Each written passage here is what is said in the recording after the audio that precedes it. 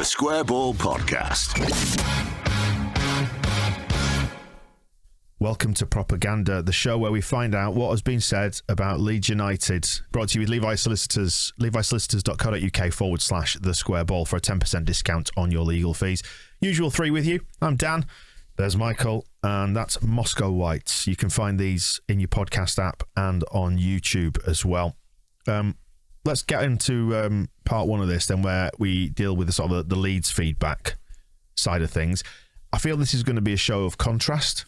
Maybe today, this half of the show, because we are dealing with both Villa and Norwich, which, if you are familiar with what's been going on recently, etc. Did we play Villa? I only remember about 6 minutes of football from the last 7 days. The rest of it, not bothered. Didn't happen. Somebody called our match ball, and this is where we do deal with sort of feedback on the match ball. Somebody on Twitter said it was a disgrace. Fair enough, because we were too sad. We were wrong to react negatively to Leeds United's worst ever performance. I was trying to reflect on whether it was the worst ever performance, because I said, well, were we ever any better against Everton? And I'm really not sure we were. I looked back I didn't watch the game again against Everton because, Christ, why would you? But looking at the stats of it, it kind of reflected about the same thing. I will never watch that Villa game. No. I haven't now, and I will never watch it.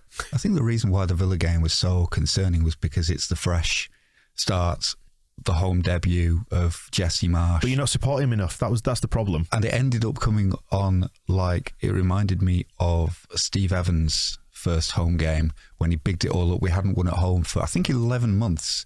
And however many games that had been, there'd been somewhere in the way, but it was like 20 matches at home. We hadn't seen a win. He was like, I know the importance of that, and it's going to be a lifetime's dream come true to be managing Leeds United at Elland Road. What a glorious occasion. And within 17 seconds, we were 1-0 down against Blackburn. Was that his first game? It was his first home game.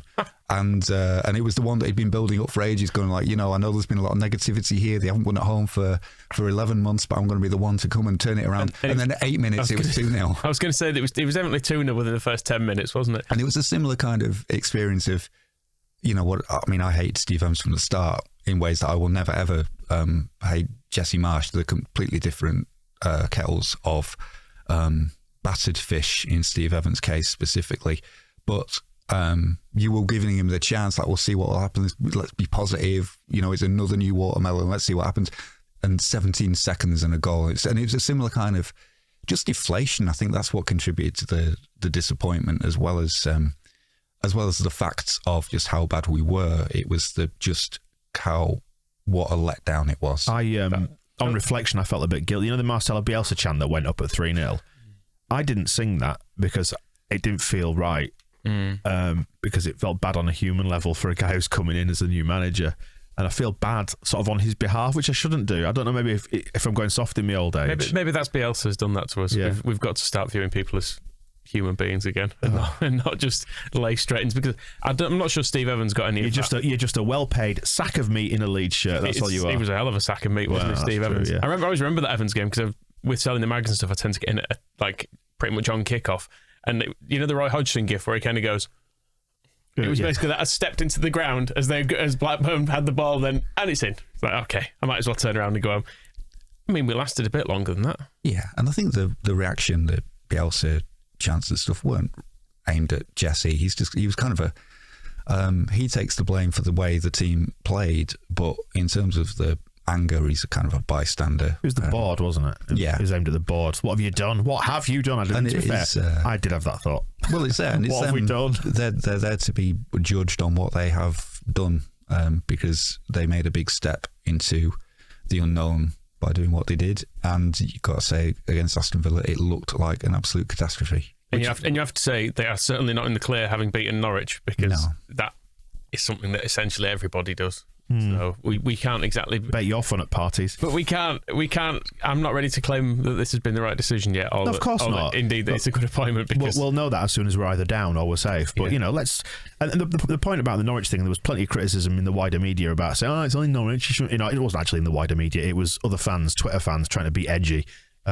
Saying, it's only pathetic Norwich, and as you just said, everyone does that. But it's like, it was brilliant. What a brilliant moment. I know I'm going to remember that moment and like the Man United equaliser for years to come. Like, it was amazing. It was just a brilliant, because it was the perfect setup, wasn't it? As we touched on in the match ball, it was just the ultimate staring down the barrel to complete elation within the space of 3 minutes. And to touch on the wider media and kind of for where attitudes about Marsh, I think it's worth kind of laying out a sort of the statement. It's like, I still wish Bielsa was here. I think lots of people do, but it doesn't mean there's no backing for Marsh. I'm very sceptical about him, but then the wider reaction to him actually is making me backing him more after the Norwich game. And anybody who gets the propaganda emails got all this on Monday, but the opening of the match report in the Daily Mail, to borrow American sporting parlance, it felt like Jesse Marsh was readying his team for a Hail Mary. Marsh, airborne on the touchline, looked more like an NBA star with a slam dunk salute. But for Leeds, a 3-pointer at last. So that's the Daily Mail. Then in the Telegraph, in American sport, they call it a Hail Mary. Yeah. And then in the Times, they did quite well. They got through, and then right at the end, a Hail Mary moment in Game 3 for the American coach. It's like, can you just leave him alone with that? Like, there's lots of things to like or dislike about Jesse Marsh, but I'm sort of forming a little gang of defensiveness around him where I want to go and poke the noses of anybody. 3 lazy Hail Mary cliches in 3 newspapers is too many. At least get, an original way of not abusing him, but being stupid about him being American. Fairly sure I used the phrase Hail Mary in when you were texting, when I was texting around about friends about, like people who were at the game just discussing it. And a text is fine. Right. I shouldn't have run up to this. But these people are being paid tens of thousands, if not hundreds of thousands of pounds to write original, interesting things about football, and nobody can come up with a better idea than the coach is American. Hail Mary. It's fine in the text. People talk that way, but you would have the filter. I would trust you not to then go, I think that's going to be my big match report hook. And everyone else is going to do it as well. Lazy. Just on the scepticism angle. I love you, Jesse. Let's not forget that. Don't love you, football. Let's not forget there was plenty of scepticism about Bielsa going into the Stoke game. No one knew what we were going to get there either.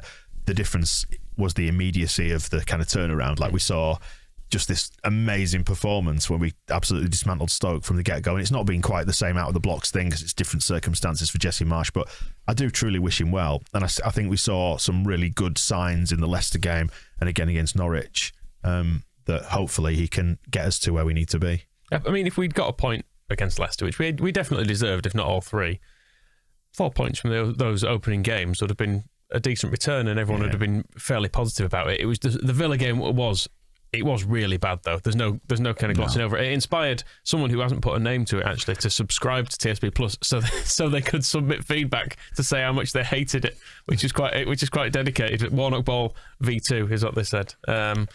Yes. Don't go cancelling before the trial finishes. You've committed to this now. I mean, he's annoyed about square pegs in round holes. Rodrigo wearing Pablo's number, which was a disrespect given the way he played there. Rodrigo, in some ways, actually, he kind of encapsulates these few days, doesn't he? Because essentially we were all ready to just chuck him in a bin after Villa. It was like, what is he ever going to do? What is he for? He contributed nothing. He lost the ball more or less every time he had it. And then against Norwich, all of a sudden, he was possibly our best player. One of Jesse Marsh's qualities, if you are to believe the reports, is man management. He's a very touchy-feely man management person, whereas we know Bielsa was very much on the opposite end of that particular spectrum. And if that's maybe what they need, they needed that arm around them. How many times does he need to call him a fine young man before he plays well? Yeah, it does need to change the record where that's concerned. But even still, he made a point, didn't he, of saying in the post-match after Norwich, like, I spoke to him at length as part of the leadership group. And I really like that. I think it's a really important step because maybe he just needs to be told how important he is and to feel loved and actually to take some responsibility on and justify your price tag, because that's what, if people are getting on his back, it's because he was bloody expensive and he should be better than he has been. He can have no real qualms about the ways people are unhappy with him, can he? You can't exactly go, well, I don't know what you think is wrong with my performance. Look at it. It was magnificent. I passed the ball. Okay, it was to people not on my team all the time. I know at certain points, Leeds fans have been quite shit to some of our best players, like Beckford used to always get a stick and Viduka always used to get a stick. And they basically essentially got it for the same thing of not running around enough. But they were very obviously incredibly good players for us. Rodrigo is a long way from that at the moment, and he does need to improve, and he needs to give Norwich type performances for the rest of the season, more or less, because he is our record signing. I know in Premier League terms, it's not a phenomenal amount of money, but it's a lot. It's a lot. I mean, it's 20. I don't have £27 million. No. So it is a lot. I'm just looking through the comments. I've just been drawn to a comment here by Tom in the wake of the Villa game. And it just sums it up. The fairy tale is over. That is how it felt, isn't it? It's how it felt. But then Norwich really came down to a fairy tale, didn't it? The fairy tale. It was Hollywood. Ending. It was perfect. It was Hollywood. Yeah. That's another one. I've not watched the. Did I watch the Villa game back? I can't remember now. I think I said I was going to, and then I got to it and I thought, I can watch it within the last 7 days, and I can't remember. That's a bit worrying. Mick, you were right, by the way. Philip is saying, he says, I know Moscow suggested holding fire until after the Norwich game, but that could be another shit show. This was in the wake of the Villa game, Philip said this. So it was quite prescient. Ooh. So well done, you. Pat myself on the back. I don't remember actually, that either. One of the hallmarks of the Norwich game was having more square pegs in square holes, and people were saying this. The people who were trying to cling on to some vague hope in the wake of what happened against Villa were saying just play players in the natural positions, such as Luke Ayling, who had a sparkling afternoon. Llorente being back was a big help because it meant he could come into defence and move things about, and then also Firpo not being there in the team meant Sadly. We had no choice but to put Dallas to left back, and so there were some things kind of the tools were there that Marsh needed to put the right pegs in the right holes. You can criticise Bielsa. What it comes down to with Bielsa and not playing strikers up front is Bamford being injured and him not using Gelhardt. Yep. But then it's interesting that Marsh has gone the same route, that he thinks Gelhardt's a substitute, and they started with James and Rodrigo up front, and then against Norwich we saw the real benefit of Bamford coming back. And it's an open question, isn't it, of whether that's about having a square peg in a square hole, so a striker up front, and so if we played Gelhardt in all those games we would have had a similar effect, or whether it really needed it to be Bamford, because the other strikers we've got, whether they're Rodrigo, Tyler Roberts or Gelhardt, nobody seems to have thought, well, Bielsa and then Marsh haven't thought they can do what Bamford will do. And it's only the 45 minutes when we had Bamford on the pitch against Norwich that we've done that. He was a huge difference. He was a huge presence, actually. I think we mentioned it on the match. But I just need to go back to tidying up the Villa game. Something, I won't say whose name it is because they might end up getting pelters for doing this, because you know what people are like on social media. But it's a 55-year-old Leeds fan. He said it actually made him feel depressed at the Villa game to the extent that he left just before half-time, something he's never done in 50 years of supporting Leeds, even in the Bates era. And he thinks it's rooted in grief for Bielsa and anger at his treatment by the club hierarchy. And he cried all the way back to his car. Took it bad then. I mean, I'd be interested to get feedback from... It was grim. It really was grim. From same person over Norwich. I will have a look through the comments here to see if we have got something from that same person. But no, I don't think we have actually. But all the same, isn't it amazing what just a win and a win in that manner can do? Because I've been buzzing for like 2 days now. Still off that. It was brilliant. Just before I forget, on Llorente, I don't think we mentioned on the match ball his falling over through an entire half challenging. It was like, I think he managed to use both feet, his chest, his head, his arse. Was that the one just in front of the East stand? Yeah, he was doing sort of spins on the floor like a breakdancer. Yeah, he just kind of rolled on top of the ball for about 20 meters, just following it. Keeping it good and calm. Good old Diego. It was very controlled. He was better though. Actually, I mean, admittedly, yes, against Norwich, the usual caveats. But he was much better. And also it was crucial for the first goal, because that you could call it lumping it forward, but with Llorente, he is quite good at those long passes, and it seems like we're going to be playing a lot of them. So that works. His distribution from the back that way is a useful weapon. It's weird. I know we were kind of poking fun at the idea of it being like a rebadged Warnock ball, but I actually liked seeing the ball go up to Bamford and him winning it. I thought it's not an outlet we've had, because there have been times when we've been under pressure and, the sort of bomb scare moments at the back when we've tried to pass it out, which is beautiful to look at when it works. But we have also so many times this season put ourselves under stupid pressure, like in wide areas in particular, because people know it'll end up at the fullback, pile into the fullback.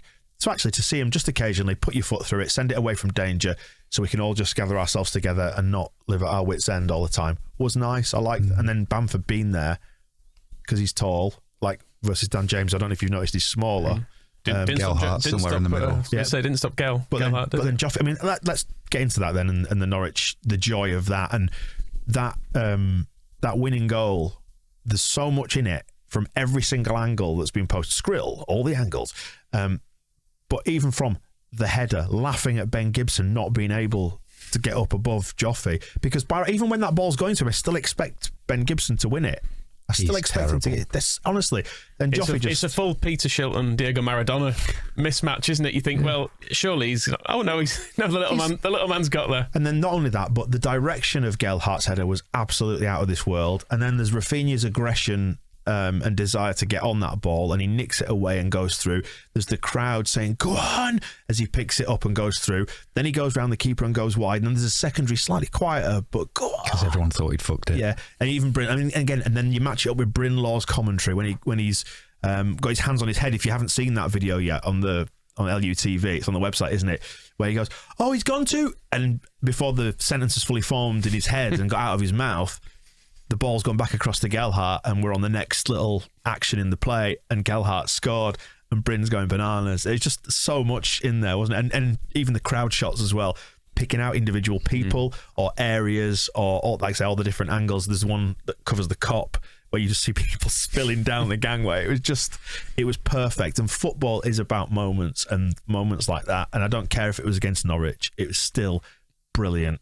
Any game, even if we weren't in a relegation battle, which we very much are, even if it was a mid-table game, when you've thrown away a goal in injury time and then you get one back, it's brilliant. It's like, it reminded me of the Blackburn game in which admittedly was 2 goals, wasn't it? But their game in the Championship where they scored in the last minute and it was like, bollocks, lost this, and then all of a sudden you within seconds you pull back round, and again, Man United same, just that almost instant turnaround that you can get at football. It's why it's better than other sports, in my opinion, because generally speaking, you can feel things changing in other sports, and it happens slowly. Like if you're watching tennis, someone doesn't suddenly win a set; it plays out, and you see it happen. And in rugby, things build slowly, generally speaking. And cricket, you get quick wickets and stuff, but it feels like things play out over such a long period of time in other sports. Football is it can just change in a second, and it's what makes it so great. And again, I forgot to mention then in the build-up to that, the Norwich fans singing, was it "You're Not Singing Anymore"? Yeah, just at the start of it. And you just hear it fade out as Rafinha goes through. And it's perfect. It's that in itself, that they should mint the video of that as an NFT. If you're going to sell don't encourage. If you're going to sell stupid NFTs, that would be a very valuable one. If they do this now, it's on you. I don't want you to don't do it. If you're listening, Andrea, and I know you like all the bleeding edge disruptor stuff, don't do this. Terrible idea. But if you had to can a particular moment, that it was beautiful. It was a Renaissance painting, but made into a football match. If that makes sense, I loved it. And then it all still came down to Melié's face, to somebody just smacking the ball into the keeper's face. It's incredible. Which it's all part of the beauty of football. I would not have thought it beautiful had Pukki scored that, but a little bit like after the Derby County game, I probably would have had that sensation of what the hell have I seen? I still feel that way. I think you've got to kind of take Melié's save as part of that whole sequence and just go, what the hell was all of that about? Tim Krul got an assist nearly. Tim Krul, and not an assist where he's punted it up from the other end. I mean, because he's got a key pass in there as Melié, hasn't he? Key pass up to Joffrey with the assist, almost, because he went back to him, didn't it? But he's not far off being involved in that goal, Melié. Different kettle of fish to Tim Krul being on the edge of our D and hooking it back in for Pukki to put it in the 96th minute. Such a busy day. Playmaker, goalkeeper and referee. Yeah. All in the one day. Did well, didn't he, the lad? There's an interesting question here from Gillian in the feedback. And we've got, all the usual topics are in there. People concerned about us not taking chances and how narrow we were, things like that. But questions around the pressure of playing in front of the fans. And it's something that Marsh touched upon, actually, in the wake of the Villa game, about maybe the players, they're so desperate to do well, and yet the crowd can maybe be a hindrance. There was the first hint of that, whereas Bielsa always spoke very positively and in glowing terms about football being for the fans. It was interesting just to hear that different slant on it. And Gillian is asking, have the players played better? Maybe they played better last season when there was no one in, because there's just not that added pressure or the ebb and flow of the crowd, maybe? It's probably right. I think but what Bielsa knew was that in front of an empty stadium, it's basically pointless anyway. So regardless of the result, why bother even playing it, sort of thing. Yeah. So, but I think it did help us last year, and I think it did help us as much as we kind of laughed at Carney for the Leeds got promoted because of COVID. I don't think it helped in terms of fitness particularly, which is what she was getting at. But I do think the the pressure of Ellen Road not being there probably did help. Yeah, because that Barnsley game. Because there were moments in that running where you can tell people would have been stressed about it, and Ellen Road is not. It's not. It was kind of there on Saturday. It was right. It was on a knife edge, wasn't it? Yeah. That was the thing. But that's why it's even better, though. It was as well. like if that full-time whistle blows after the Norwich goal, if the refs only put 2 minutes of injury time up and that's the end of the game, the whole atmosphere is toxic and horrible. And Victor Orta's crying because people are chucking stuff at him, and not because I don't know. He's happy that Joe Gallagher scored. The whole experience of that game and the way we talk about it and the way we view the rest of the season has changed in a second. And really, you could say, is that even fair? Because it doesn't make it. It's a very small moment to have completely turned the way everyone feels. But I mean, I still feel a little bit worried. I think you're right to, because we're still in a very perilous position. But we've given ourselves a hell of a chance now. We just need to repeat that outcome a couple more times, get some draws, and we'll probably be all right. Yeah, on Marsh and the crowd and the way of playing, I was thinking during the Norwich game, particularly in the first half when the press was brilliant and we're right at them and we're being aggressive, and something he talked about afterwards where he said the difference was that we were aggressive from the start and were able to bring the crowd into the match more. It occurred to me how that kind of style of play has got to be very dependent on mood, because if you're not in a good mood, you're not going to want to be. The balls forward are going to go. You're going to go, bloody hell! You've conceded possession, and you again. won't want to chase down their players and do all that stuff. It's really difficult, and you saw how easy it was against Aston Villa not to do it. And we're kind of talking about them taking some easy options. So that's where Marsh's man management, which when he talks about it, kind of does make my skin crawl a little bit, because it's just not an approach that I kind of get along with. But then he talks about the effect on Rodrigo, and that when he says out loud, he's like, we had a leadership council meeting and then we had conversations, and he got a lot out of our conversation. I got a lot out of our conversation. He's a great, intelligent young man. You say, turn it in. But we're British, we repress our feelings. And it works. But it worked. And Rodrigo, whatever it did to get him mentally up for that match, did all the right things. And so maybe it is the right approach in the atmosphere at Ellen Road, is to have somebody there working with them. I wasn't too keen on one of Marsh's comments after the game where he said, talking about the effect of the crowd, where he said, I can tell how intelligent they are by how they cheer and when they cheer. They'll get to understand more and more what the tactics behind what we're trying to do are, and the right kind of cheering to make to help the team. And I think... Don't tell me how to cheer, Jesse. I think it's a kind of a response to how we felt, or I felt, after the Norwich game, the Villa game, and what I could hear around us, where there were loads of people screaming for width, and the style of play was obviously winding up a lot of people in the crowd because it was so different from Bielsa. I'm not sure how I feel about him saying that we need to learn more about the style of play so that we will start cheering when we go narrow and bang it up to the big man and all this kind of stuff.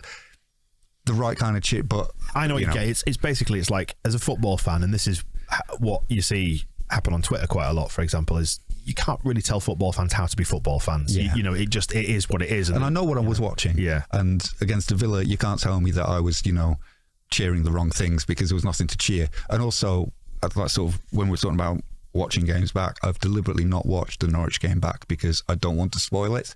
I'm really happy about the last 6 minutes, and I'm really content that we made enough chances in the first half that we should have been 4-0 up by half time, and then all the chaos and scraping past Norwich stuff doesn't happen. But I feel like I'm not sure I'm totally on board with the style of football that we're going to be playing. I was just going to say, before you come in, Michael, that I suspect part of that is just a defensive mechanism from Jesse Marsh, is that he wants to succeed, and he's almost saying there, just give me the time to implement my ideas. And just the way it's come out, isn't it? Yeah, because it's almost like it comes across as you need to learn how I operate because I'm the daddy now. But actually, there's also a defense mechanism built into that, in that just give me the time. We did. We gave him at least half an hour against Villa. Yes, I'm going to say after 60 minutes, whatever it was, we were cheering Marcelo Bielsa's now. Go on, Michael. Sorry. I was just going to say on the style, I felt like against Norwich there were moments where I thought, this is admittedly, you have to understand how negatively my head works around these things, but I was watching it, and there were certain passages of play where I thought a good team probably creates a chance there or scores there. But as it was, it went to Josh Sargent, who were to have 8 touches and was trying to get it under control and trying to look up, by which point he'd been tackled. And you think, like, in the Villa game, it was telling that, like, Coutinho just appeared in places and was pulling strings, and it's hard to compare that against the Norwich team, who have basically no one who's any good. But the other side to this argument is it was a good time to face Norwich, and when we looked at the fixtures and we saw that as a game we could win, and all right, the pressure stakes have been ramped up way beyond anything we ever wanted, but if there ever was a good team to face when we needed 3 points, it was then, and a good time to sort of test the system and get people learning, and now they've got another 90 minutes of it under their belt, and it was slightly tweaked as well, because it was a 4-2-3-1 versus the 4-2-2-2. Well, he'll change from game to game by the sound of it. He'll do a match plan based on the opponent, but there was certainly, it felt like we went wider, whereas against Villa, I don't know if it was maybe because of the lack of time he's had with the players, that he told all the players his ideas against Villa, and they replaced everything they'd ever learned with that. And then before the Norwich game, he basically said, you can still do the old stuff. Oh, okay, right. So we can use the 20 yards between me and the touchline. Cool. Oh, we can go out there. So there's a little bit more of the good Bielsa stuff that he has said as well, that they shouldn't lose. But I wonder if the tension, the stress of the first home game just had everybody that wound up that they were just like, no, we can only do the new boss's ideas. And and it's that eagerness, off a little bit. Eagerness to please as well, which is why it was a risk, basically tearing up the manual and starting again, wasn't it? But hopefully we've got enough. But then again, there's other parts of this that I thought, whilst it is a tiny bit more industrial, but then again, everything is against what Bielsa does. I mean, like I watched like Palace Man City last night. And there were times when Man City were just lumping it forward, and actually maybe we've become too pure in our ideals through watching Bielsa's football, in that we've been spoiled and it's so beautiful, and he was trying to create art, and actually being a little bit more pragmatic at moments is maybe there's a function for it in this division. And even if, and I think, did I say this on the match ball, even if Marsh only ever proves to be average above average, maybe that's just what we need to get settled into the division. If we've narrowed the parameters of being either brilliant or awful, if we're fine somewhere in the middle and we grind out some of these results with slightly more practical football, then that is why he's here. The practicality of it is, it comes across in things like set pieces as well, because under Bielsa we basically had to accept we'd never score from a corner, and quite often they would score. And if you can just change that actually makes it can be like a 15-goal swing across the season, which can make quite a big difference, but it just feels cheap and Allardyce. Well, I was going to say, don't like it anymore. It was suggested that he never trained either defensively or attacking corners because he sort of saw them as impure somehow, Bielsa. But it was like, well, we'll do the more interesting stuff. Yeah, which is nice passing patterns, which was beautiful. But, like, was it a third of all goals are scored from set piece situations? Unfortunately, other teams really do practice them. Yeah, they do. Which puts us which is uncouth and cheating. It sort of comes down to like burning down the Louvre and moving into an IKEA, doesn't it? Yeah. That's it. Before we wrap up this half of the show, because we've got to get onto the opposition fans and the wider world of propaganda, let's talk about Mike Dean, because we didn't mention Mike Dean and his hand in our outcome against Norwich, because he doesn't like us, Mike Dean. No referees like us, we all know this. And yet, he kind of went in our favour quite a bit. I think Boney M has called this exactly right. Thank God the penalty was given so Mike Dean could step into his showman role and overturn it. Because if he doesn't give it, Mike Dean is probably going, ooh, have a look at that, How can I insert myself into the narrative? I've got a job to do here, haven't I? Let's, have a look at that. I think that is a penalty. And then the refs, because it's Mike Dean, has to go, oh, okay, Mike. I'd like to hear the full, 90-minute recording of the conversations between Mike Dean and Stuart Atwell, because there was a lot of times when Atwell was waiting before blowing for a foul. I wonder if they do that, where they tell him how to ref the game. And I think if it's Mike Dean, you don't trust him not to, do you? You don't call me Mike, you call me Mr. Dean or Dad. I know, and the way Atwell kind of did not have control by the end of the game, certainly, Tell me, Mike, you need to speak faster. So, but I think all the calls seem to be right. The Dan James one's probably the nearest to being wrong. I think that's definitely a penalty. I think Dan James, we always used to hate the little scum bastard when he was doing this for Man United, where if you watch what he does and the way that he arcs his run, he's very, very clever at this, about putting his body between the player and the ball.